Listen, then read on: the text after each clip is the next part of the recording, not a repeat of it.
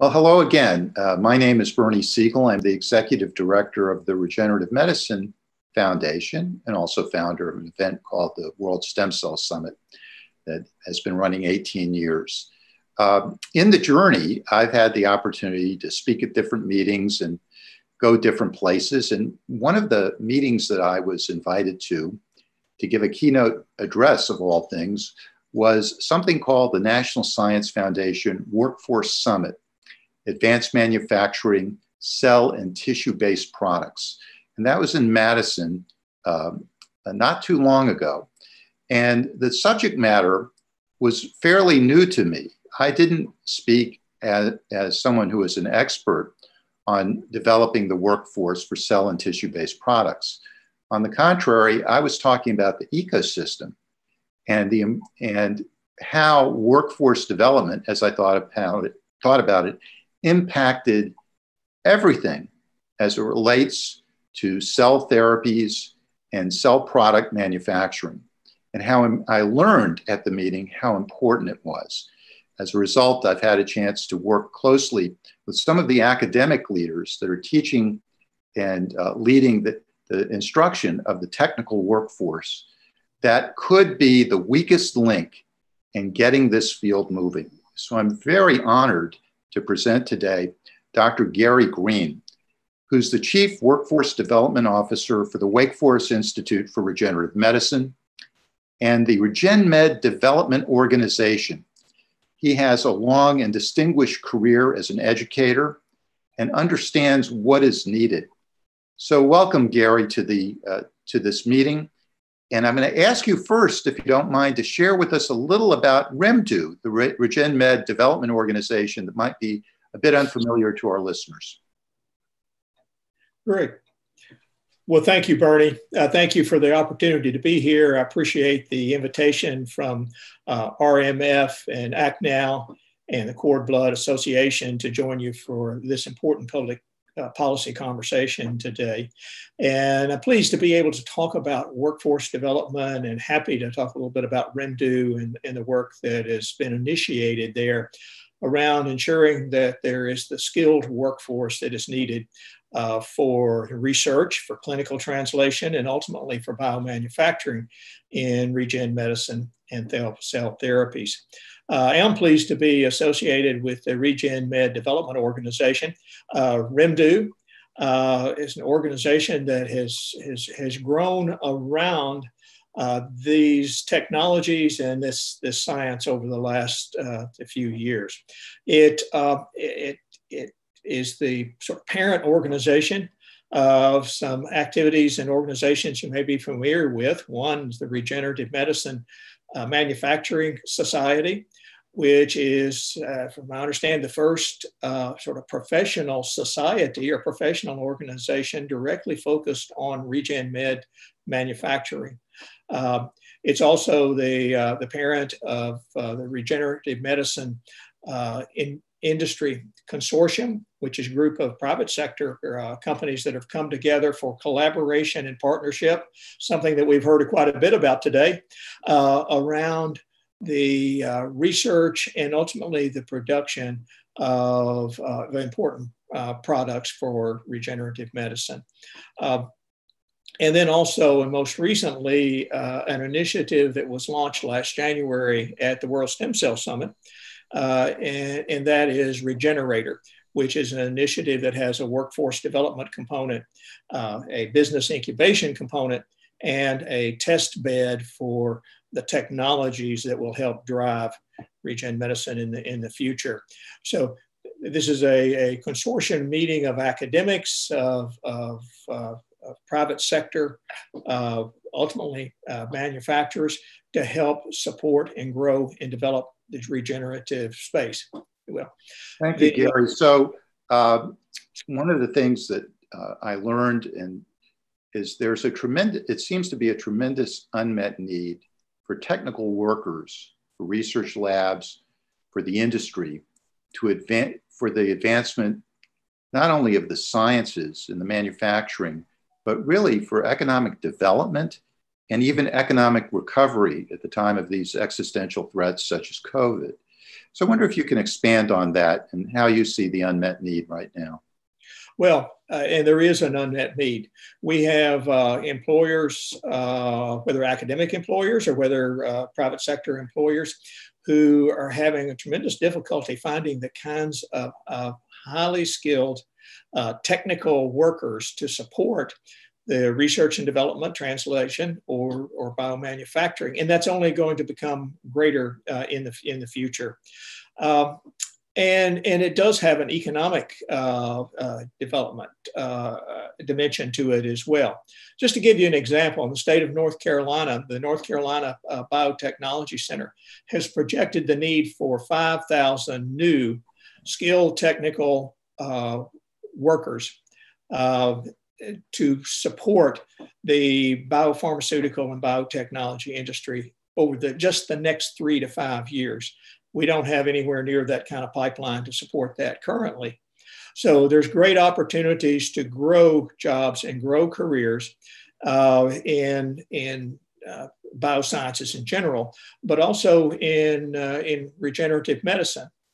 It brings up one of the issues that we have is, and we will have in the future, and that is we're in a very competitive environment for workforce. And for a labor market that is extremely tight around skilled people. If you look at overall employment rates, particularly in the period of COVID, of course we have a high unemployment rate right now, but we're still lacking in individuals that have the kinds of skills that can support the work that goes on in the laboratory, the work that goes on in the production facilities around regen and related bioscience technologies. And we're not investing significantly in that. And I know we'll get to some of the conversation about policy that can support that, but it's policy to support the science, to support the production, but it's also supporting the economic development of our regions in our states where workforce development and employment happens on the ground. So help me out to understand what the skill sets and the order of skills needed for developing the workforce that we need to advance cell therapies and regenerative medicine. Well, considerable work has been done around defining workforce and the workforce skills that are needed. You mentioned the consortium for cell and tissue products out of Madison, Wisconsin, a prime example of where some of that work is occurring. But there's been work done and completed, and we don't have to reinvent the wheel where that's occurred. To give you an example, the National Network of Business and Industry associations have developed a set of common employability skills that apply to the entire economy that have the kinds of basic employment skills that employers across the board are saying that are needed. And these are such basic things as showing up to work, understanding the dynamics and the team environment in the workplace, having core reading and core math skills and such, basic preparation. That's the bottom line. That's the foundation.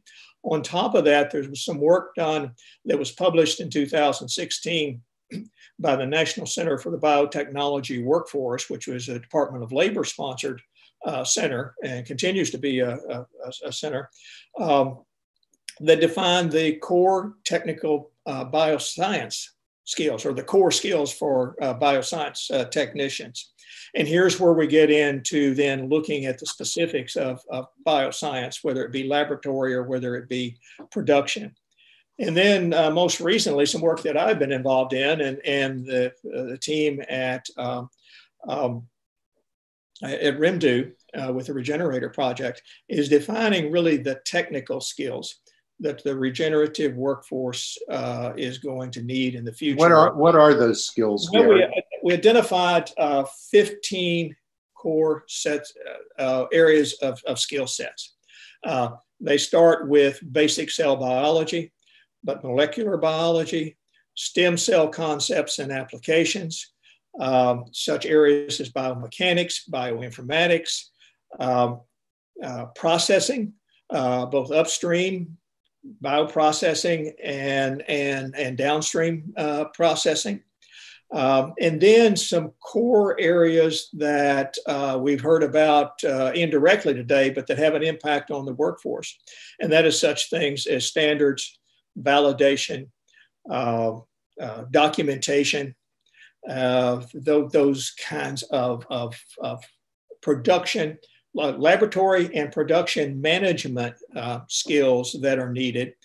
And it's oftentimes in those areas where the skills are most lacking. You know, Gary, what's interesting to me in the conferences I've attended about this is that when you explain that, it sounds like you are requiring PhD level training.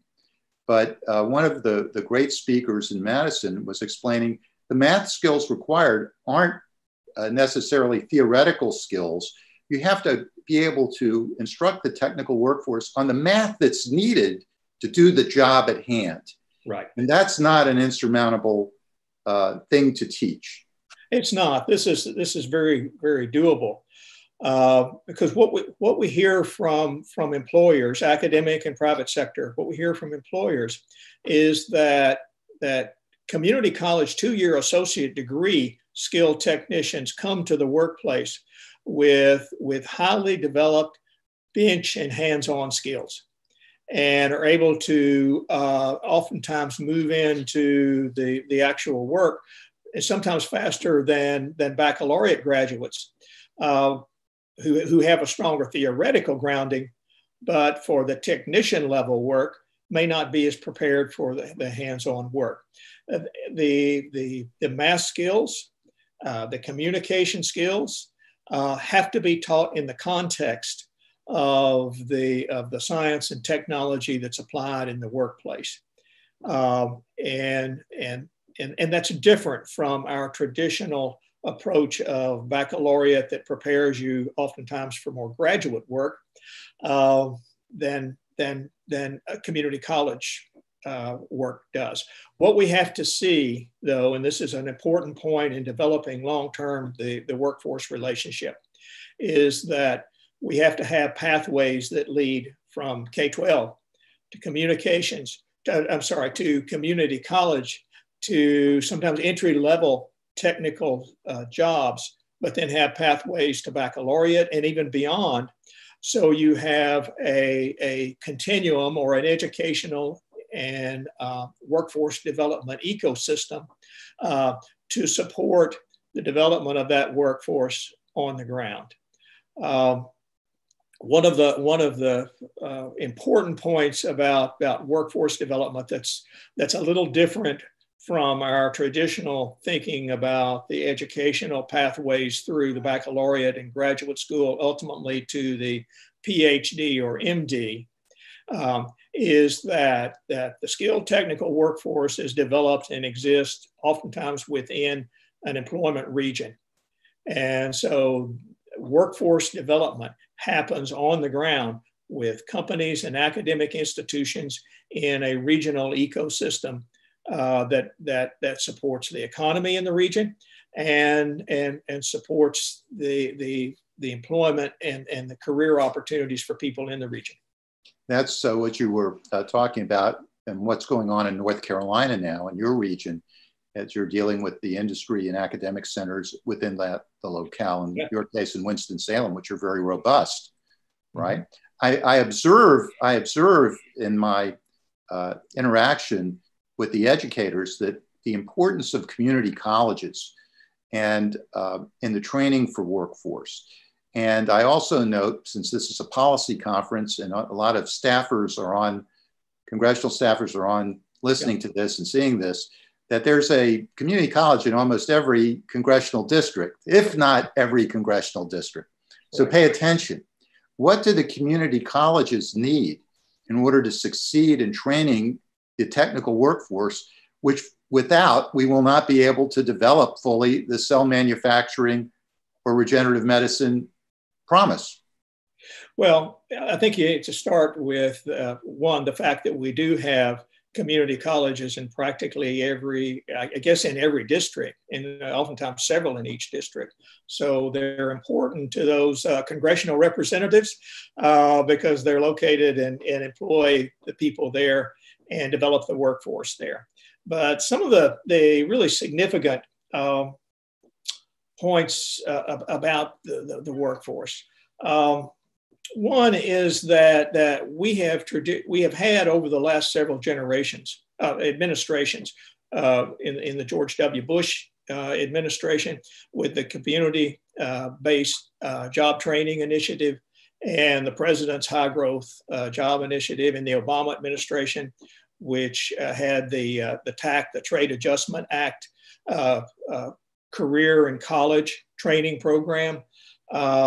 We had significant investments in workforce, in particular the workforce that led to highly skilled technical jobs. We haven't seen that same kind of investment recently. We've seen some investments in apprenticeship and getting work-based learning and getting students into internships and co-ops to learn the environment prior to moving is very important for the skilled workforce. We've had some of those investments in apprenticeships. We've also had just recently the Strengthening Community Colleges initiative out of the Department of Labor, and has $40 million there. But the request for funding is from the American Association of Community Colleges, for example, is at $500 million. We need a much deeper investment in skilled labor from labor as we have had in previous administrations. There's I'm going also to put a double check mark on that last comment. Yep. That's very, very important. Continue, please. It is, because that's where we develop, and that's where we have investments in developing the capability. We have financial aid programs and others that are important to higher education, but we need to develop the capabilities in these institutions for the higher tech work. That means equipment and technology. That means faculty development and curriculum development in those institutions. But we also have worker training tax credits. There's a model for worker training tax credits, which would be beneficial to companies that are hiring and institutions that are hiring these technicians. And it's modeled after the R&D tax credit. So we already have a model that works, applying that to worker development and technology development. And then there's the lifelong learning accounts that have been proposed as a way to support individual learning and individuals taking responsibility for their development in areas that are creating the new jobs. And bioscience and regenerative medicine and cell therapies, as we move towards more production, is an important part of that. David Oxley said earlier in one of the presentations that the production of cells, the manufacture of cells, if you will, is here. We've heard a lot about R&D, heard a lot about the importance of clinical translation, but production is here. And that will be done in large part by technicians.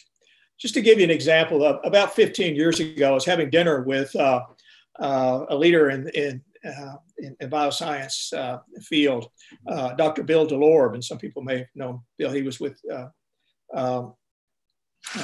Pharmacopoeia at the time. And Bill DeLorbe told me that he got his PhD in gene splicing, did his research, his dissertation on gene splicing, and was one of the really important initial thinkers in that area. But for the PhD work that he did at the time in gene splicing, he had to have associate degree community college people able to do that work. And that's where we are. Is creating the skilled technical workforce that can take on what only a few years ago was cutting edge science. And it's working in places like Madison and places like Winston-Salem and places like Austin and others. it's working to create that workforce. So Gary, to wrap things up, it's interesting, especially when you consider all of us policy wonks that are around. We're used to dealing with HHS, NIH, FDA, but this is not the usual suspects. Talk about the agencies that we're talking about and departments we're talking about that we have to understand as a community of companies and advocates and academic centers that need to move this needle. That's exactly right. We've thought about NIH and talked a lot about NIH. We've talked about the research function in NSF and other areas, but we've got to bring regenerative medicine and cell therapy and the skills that are needed to advance the fields to the Department of Labor, to the Department of Education, to parts of NSF that deal with workforce, the Advanced Technological Education Program, or ATE program in NSF, absolutely critical to developing advanced skills for community college students and their K-12 and university partners. So yeah, we've got to think bigger in the federal system about where we are creating workforce. Department of Defense, and the investments that are being made there in the workforce, in the skills that are needed, and across the federal system as a whole. Well, listen, Gary Green, thank you. This has been very valuable. It has been relatively novel to present workforce development in this way. We're going to be hearing a lot more from you and the leadership that are involved in this initiative. So Thank you very much. Thank you. Pleasure to be here.